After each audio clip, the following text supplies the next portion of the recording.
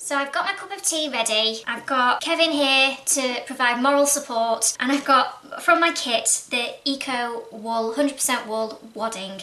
First step will be to cut a small strip from the longest side, and I've got my tape measure here just to help me. If you just measure along one side, it should be about, and it's only approximate, 12 to 13 centimetres, and then there should be a slightly shorter side, 10 to 11 centimetres. So across from that longer length, you just need to cut about 3 centimetres, and it should be pretty easy just to cut that through.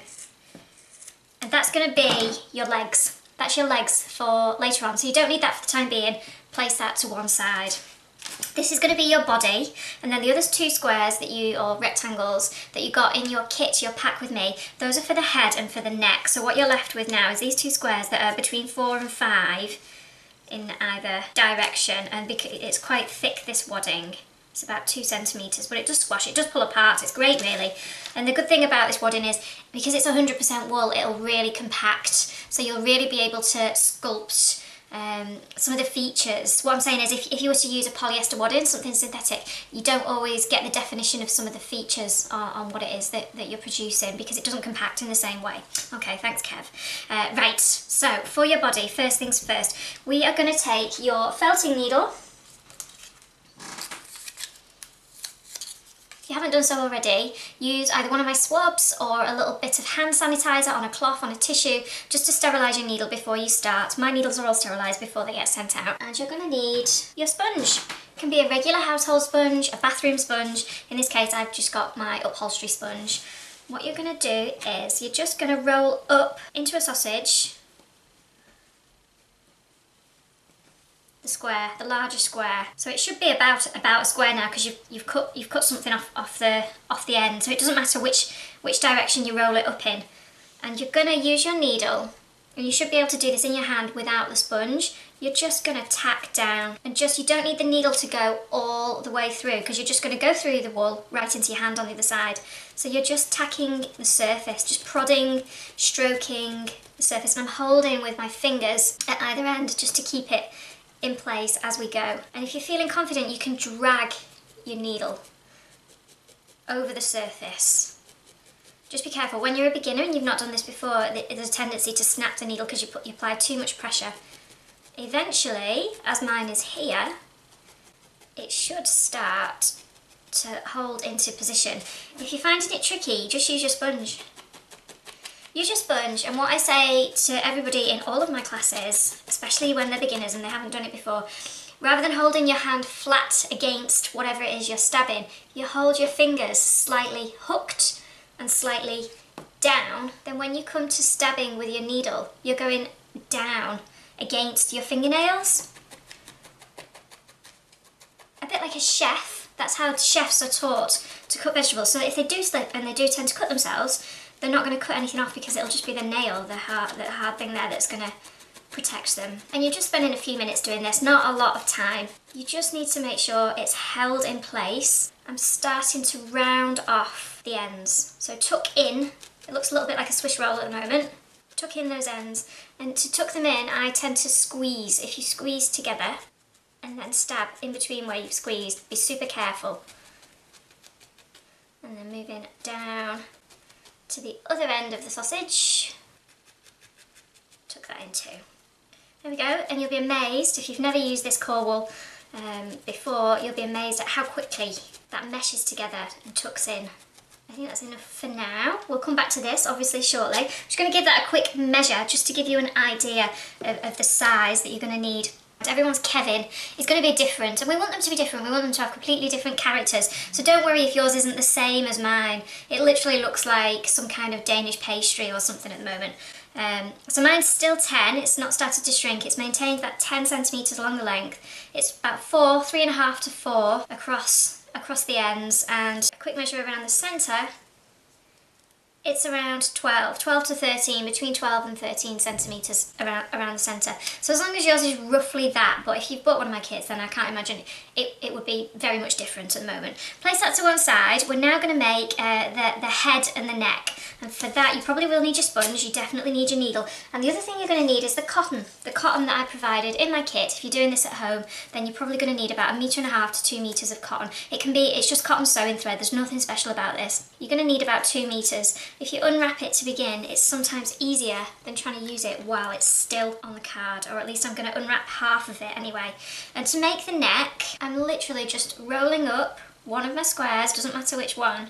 I'm taking the cotton thread and I'm using the cotton thread as an aid to bind it together. So I'm kind of making a smaller version, a smaller tube, a smaller version of the larger body.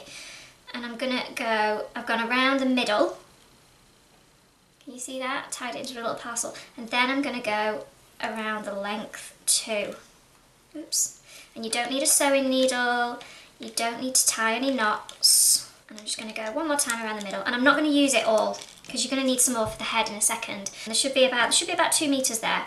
So this is fine now to just place to one side. That's going to be your neck. And it's surprising how long the neck needs to be. Don't forget, all of these components will compact. Now then, for the head, we're aiming to make more of a triangle, kind of narrower at one end and wider at the other. So I'm going to just snip 2 corners away. Oops. Can you see there what I've done? I've just snipped 2 corners away, and that's just going to help my head come to a point. And then take my cotton, again, because these are such small pieces that we're dealing with, it's quite fiddly to just stab. You can, if you've not got any cotton, you could absolutely just start to stab this now and get it into shape. But I find that the cotton thread just gives you a helping hand. I'm just going to wrap around, and don't do this too tightly. I think that's the key. Don't do it too tight, because you want to leave a bit of bounce still in core wool. You still want a bit of bounce in there so that you can sculpt with it later on. But you do want to go a bit tighter towards the pointy end. So fatter at one end, like a traffic cone. Think traffic cone. Fatter at one end, thinner at the other. And by the time you've got wool all wrapped around that, that's going to make a great little head. So you've got head, you've got neck, you've got body, really starting to take shape already. And then we've got legs.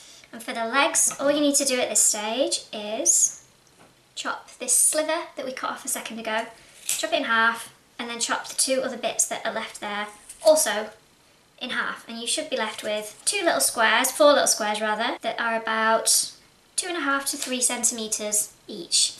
And I'll show you what to do with those legs in the next step. The next step is to attach the neck and the head to the body before we move on to attaching the feet. So to do this, you're going to need your sponge and your felting needle. First thing to do is to attach the neck to the body. And I've zoomed in on the camera so you can see a bit more close up of this. And your neck really needs to attach, I would say, the bottom of the tube for the neck needs to be in the centre of the end of the tube for the body. Does that make sense? So you don't want it up here. And you don't want it down here, just in the middle there. Maybe you can see better from this end here. And the way that we attach any pieces together in needle felting is obviously by stabbing. So just hold carefully with your fingers out of the way as much as you can and start to stab through the neck into the body at the point where they meet. And all over that area. If you're tending to stab yourself while you're doing this, use some dress pins. You've probably got some at home and they can really help. Just pin that down into the location that you want it, like that. And then you might have to just hold it with one finger to begin because the felting needle will want to pull the wool away. Or maybe not, I've managed to get away with it there. So use pins to just hold it down in position and you can continue to stab. And also stab from this direction. Don't just stab through the neck into the body. Stab through the body, watch your fingers, into the neck. The whole thing just needs to be attached together. And don't forget, this is going to be covered in wool.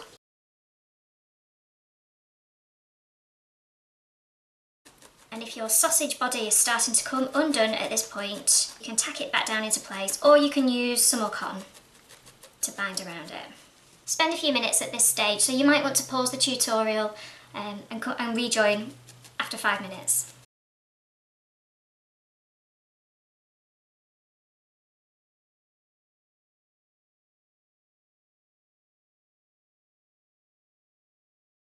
Okay, I feel like this neck is fully attached to the body, or it's attached as well as it needs to be able to cover it in wool. We're next going to do the head. So exactly the same thing again.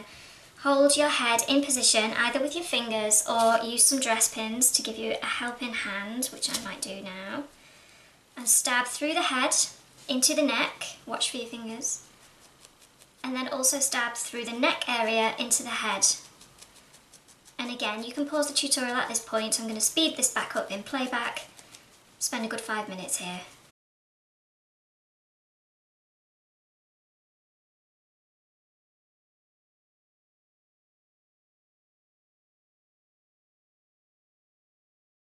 Hopefully yours looks something like this. Don't worry if you're starting to look a little bit like a dragon. Now we're going to look at the feet. If you take your 4 squares, and for this we're going to start to use our wool. The best method I've found is to wrap the feet in some wool and then attach to the body.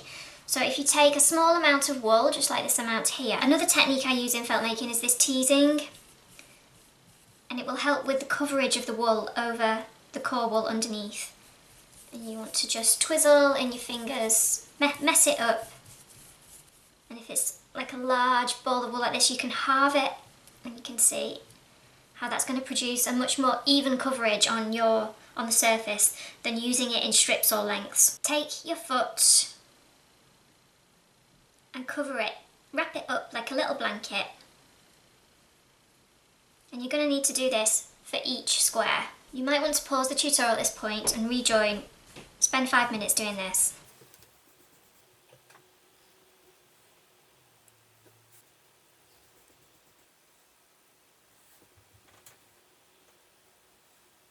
Once you've covered your 4 feet, it's sometimes a good idea just to give them a little stab, say 10 to 20 stabs, flip over halfway through on top of your sponge, just to hold those wool fibres in place.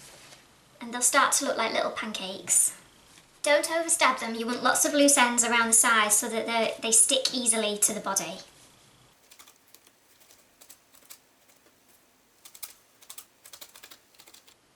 And you're not really shaping them at this point, you're literally just tacking down fibres, the shaping will come later on. The next stage is we're going to start to cover your Kevin in some of the wool before we even attach the feet. The reason being, once the feet are on there, it's quite difficult to manipulate the body and turn the body as easily. So we're now going to start to add Kevin's first layer. I'm going to do this in exactly the same way by teasing some wool ends away from the bulk. Really messing that between our fingers, twizzling it, teasing it, pulling fibres apart, rolling it together in your hands. The best technique I've found is between your thumb and the finger next to your thumb. Rubbing the wool fibres between those two really mattifies it. And it starts the felting process ahead of you applying it onto the surface of the dog. And once you've got a piece like this, that's when you can start to apply it to the surface. So I would start by applying it to the areas which have got the joins, the weaker areas. I would start there, and you're just laying it over the surface and you're going tacking down lightly. I hope you can see how I'm literally just tacking on the surface. So where before we were wanting to join pieces together, we don't want to be as forceful as that. It's slightly less forceful. And you can see how quickly this wool attaches to the surface of your Kevin. And we're going to do this all over the dog, everywhere, and this could take you 15 to 20 minutes.